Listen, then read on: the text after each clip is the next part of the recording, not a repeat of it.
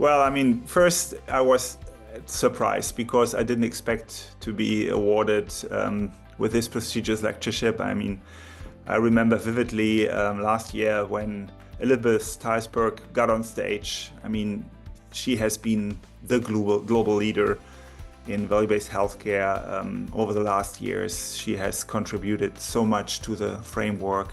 She has done so much work in implementation. So she was actually the one everybody expected on stage. And, you know, compared to what she have done, my contribution is so little. So I felt the same time embarrassed that I was chosen for this award. On the other hand, I mean, I am very, very grateful and happy because this lectureship is not celebrating Mike's incredible contributions only, but also the work of many friends and colleagues who helped me over years to put Mike's thinking and framework into practice. I dedicate this award to the clinicians and administrators who made value-based healthcare real in my work.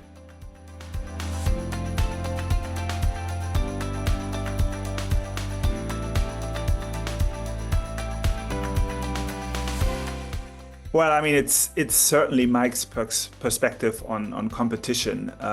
You know, as a clinician, you know, competition is not something that you typically love and like because, you know, it sounds hard and cruel to some extent. But competition is the topic Michael Porter is best known for as a scholar and as an academic. And one of his key points is very simple.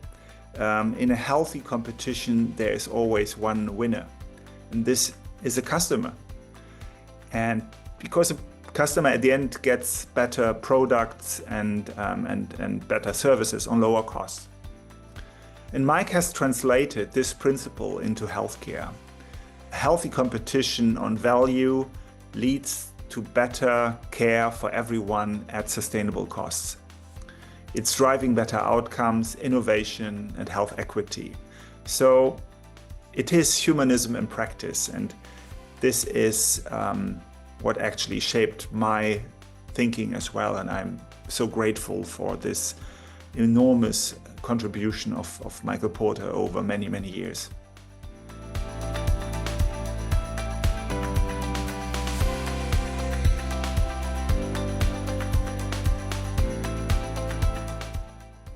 Well, I mean, I'm a lucky guy. I used to work with incredible teams and great people over many, many years. You know, at Schön Clinic, at Boston Consulting Group, at Romade Clinic, and also in academia, Harvard Business School, the Technical University in Berlin, the Charité. But I would say it's certainly the time that I spent with ICHOM that really sticks out. I personally met Michael Porter the first time in 2009 when my dear friend Stefan Larsson from BCG invited me to a conference on health registries in Sweden. And Mike was actually presenting after my little contribution, and it was breathtaking.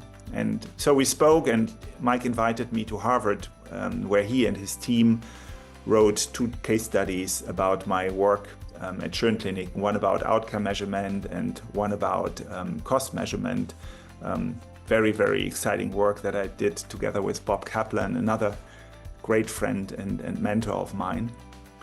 And it was in 2012 that Mike and Stefan offered me the chance to lead a new entity that we called that time Institute for Healthcare Value Management, IHVM, and you probably agree that this abbreviation is even worse than ICHOM.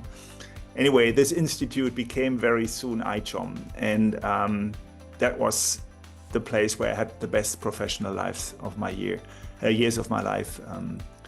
When I stepped down from my position, I remember it was one of the first ICHOM conferences at Harvard Business School. I said I never worked with better people in my life. My co-leaders, Caleb Stoll and Peter DeBay, have been amazing. I never had a team that was more passionate, more dedicated, more capable than during my ICHOM years. And this is true until today. And I'm sure that Jennifer will say the same about the current ICHOM team. This is just a place that attracts the best people with the best spirit and the best mindset.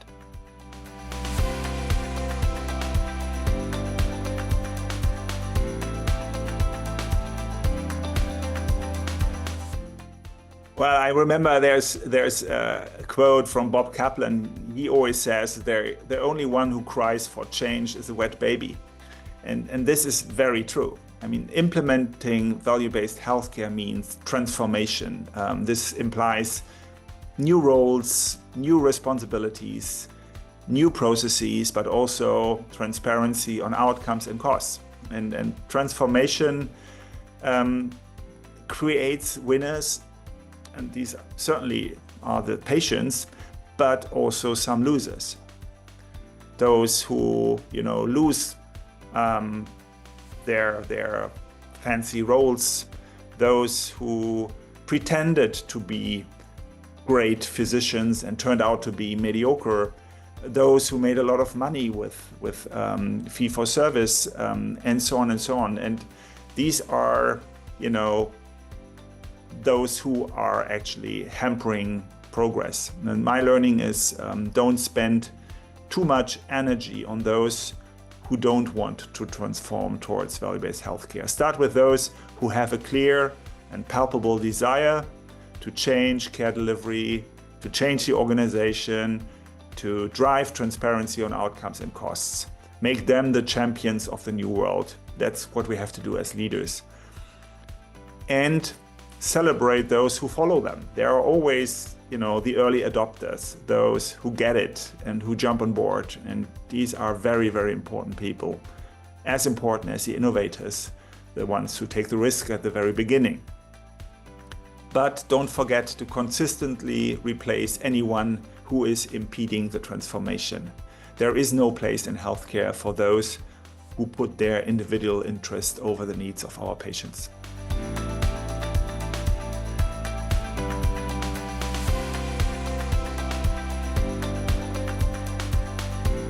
Well, I mean, transformation is exhausting, and it's sometimes difficult. So I'm really looking for direction and motivation. Healthcare systems across the world are struggling since they are all sticking to obsolete quality measures. Some are doing better than others, but we are mostly still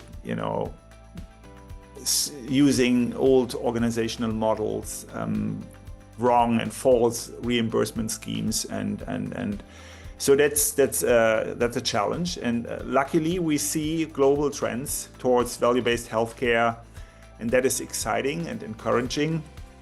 My home country, Germany, is currently at a turning point in healthcare, since we have the most expensive healthcare system in all Europe with mediocre results.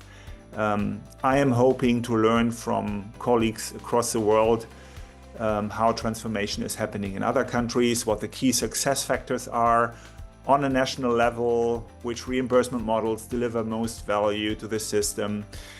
And I'm looking forward to meet, colleagues and friends from all parts of the world who share their enthusiasm and excitement with me. I need the energy that is always in an ICHOM conference to move forward.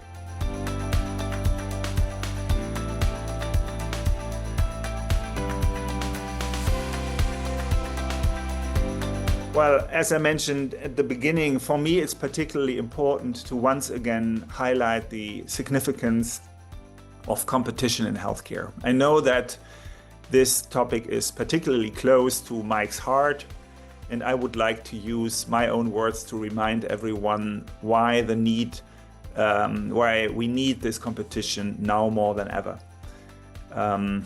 This will not be easy. Very aware of that, because many people who work in healthcare consider competition to be a cold and ruthless concept that is only about market shares and profit and so forth. And of course, I will have to talk about the importance of value-based healthcare in today's world. we are living in difficult times in which universal human rights and democracy can no longer be taken for granted. We are seeing economic upheaval caused by wars and isolationistic policies. We are facing new challenges posed by climate crisis and demographic changes. Digitalization and artificial intelligence in particular are providing new opportunities and threats and so on.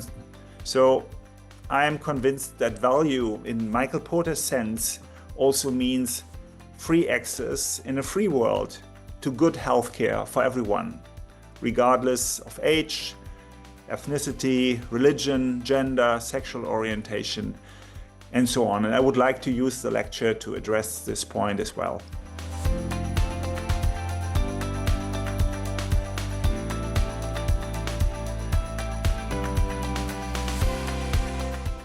The question where we land in 3 years from now or 5 years from now depends very much on what we are doing. So there is no option just to wait and see. The question is what we are doing.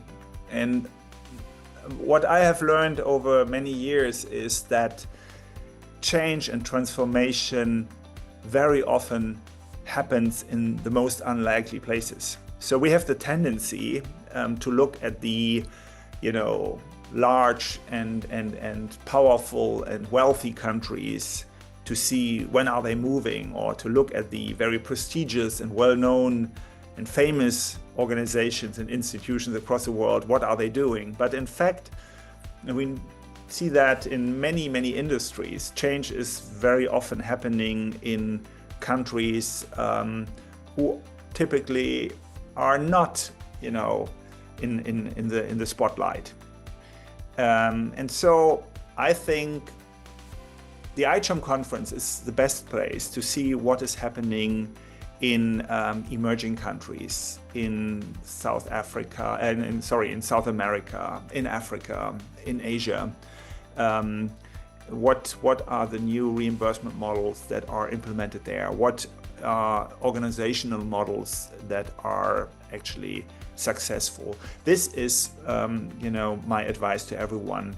Open your eyes, be open, talk to people, listen to people, and see what's happening across the world outside the, let's say, countries and organizations that are typically in our focus.